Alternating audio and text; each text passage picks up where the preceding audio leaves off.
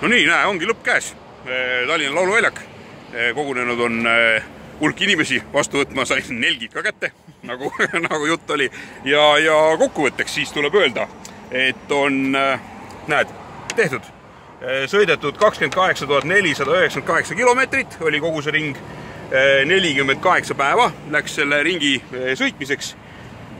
32 riiki sai läbi käidud ja sellel osales üks mees, üks Peugeot Traveler ja kokkuvõtteks no problem. Nii et ühtegi tehnilist probleemi ei olnud ja ka mitte tehnilist laadi probleeme ei olnud.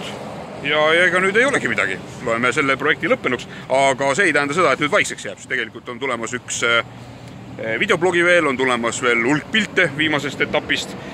Siis me otsime üles selle inimese, kes siis sellele 28 498 kõige lähemale pakkus ja talle tulen toon särgi ja siis Peugeot-nänni.